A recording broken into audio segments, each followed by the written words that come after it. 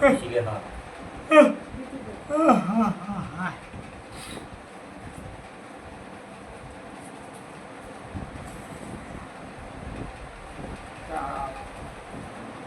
મારા મેલડીના સભાને રમવાનું છે. રામ રામ પાડી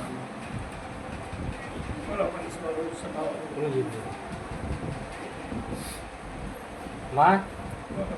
આ ઘણા બધા દેવાનું તેરું પડ્યું છે તે તું શું કરવા તેરું પડ્યું અમારે તેરું કદાચ મારો રોમે શીખવાડ્યું છે ને મારા ભગવાનને યાદ કરાવ્યું છે ને મારા ભગવાને મારે સહિત કરી મને કેવડાવ્યું છે. કારણ કે હું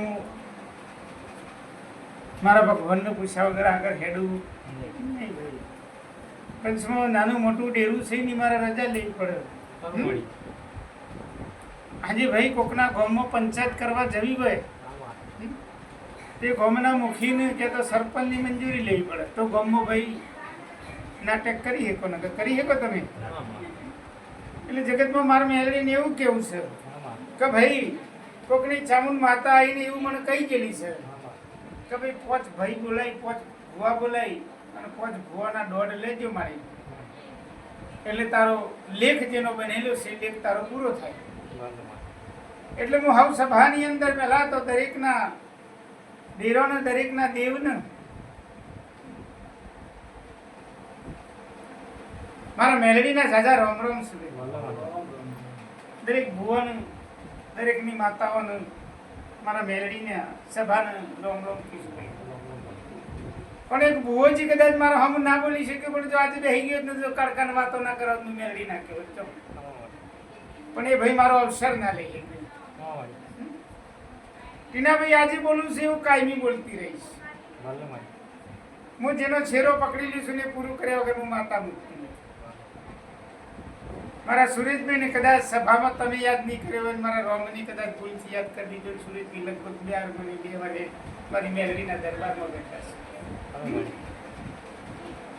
તે મારી શિકોતરને પણ વંદન કરું છું. શિકોતરને વંદન કરું છું એના પૂર્વજને યાદ કરું છું હું. કારણ આજે જગતમાં સુરેશભાઈનું નવી જિંદગીમાં લાવ્યો હોય સુરેશભાઈને આગળ લઈ ગયો. સુરેશભાઈને ઘેર ધાબા ભડત કેને પડ્યો મારી શિકોતરે પડ્યો રાખ્યો જ મારી શિકોતરે કોઈ જગ્યાએ ઉભો રાખ્યો હતો ને એવું મારું શિકોતરનું કોમ છે ભાઈ. અને પરમારની પેઢીની શિકોતર માતા છે સાહેબ કદી દુનિયામાં પાલી પડે તો મને માતાને યાદ કરી દીધો જા. અને હું એવી ઊંચા લાલાની પેઢીની ઉગતાની મેરડી બોલું છૂટી ના ભાઈ. કદાચ હાથ વેરી દુશ્મનના ટોળામાંથી જો પાછી ના આવી જવું રમાડીને તમારે બધાને લઈને તમને માતાને રોમ રોમ ના કરો.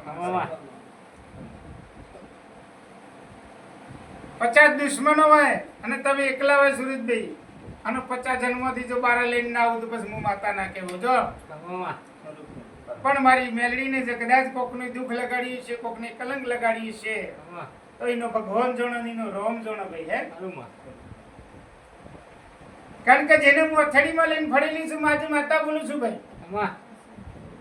કે જેને હું અથડીમાં લઈને ફરેલી છું માતા એ જ વ્યક્તિ મારી મેલડીને દગો કરેલું છે. આવું બોલતી જઉં છું. હવે નોમ પાડતી નથી સભામાં તો મારા જીભના ટેડવા નોમ છે કે જેને હું હાથવીને લઈને ફરી છું. 5 વર્ષ મેં રાજ કરાયો છે. અને એ જ વ્યક્તિ મારી મેલીને બદનામ કરીશું. તઈ બધા ઓળખી જાવ મારી વાત. પણ કદાચ હું એક વખત બોલી ગઈ છું કે જોઈને મારા પગે ના પાડી દીધું ને હજીનો ભીમોનો અહંકાર ઉતર્યો નથી. પણ આ ભીમોનો અહંકાર ઉતારી ના દઉં. રાજા રાવણનો હું મેલડી ઉતારેલો છે ભાઈ. હું ઉજ્જૈનની એક વડલાની માતા છું લે ભાઈ. આ તો ફરતી ફરતી મેહોણાથી બનાસકોઠા જઈને બનાસકોઠામાંથી મુસાફરકોઠા આવેલી માતા. સુરતજી હું ખત્રીકુળની માતા છું. કેની છું? ખત્રીઓની માતા છું પ્રભુ. અને ખત્રીના વેલામાં જો કદાચ હું ઉતરી જાઉં ને સુરતજી તો તારા જીવનની અંદર બેરો ના પાર કરી દીધું મને માતાની યાદ કરી. તારા તો મારા ભગવાને કરે છે, મારી સિગોતરે કરે છે, મારા પૂર્વજે કરે છે, પણ તારા દીકરો ને વીરો ના પાર કરું મન માતાની યાદ કરજે તારે જા. પણ સુરેશભાઈ મારી સિગોતર માતા બાર વાટ જોઈ રહી છે ને લાઈન વાતો કરતી હતી, એક દારો કરી ફરી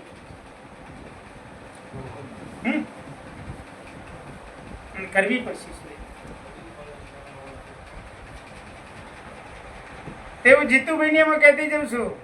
હા, પછી ટીનાભાઈ નો વાળો આવશે.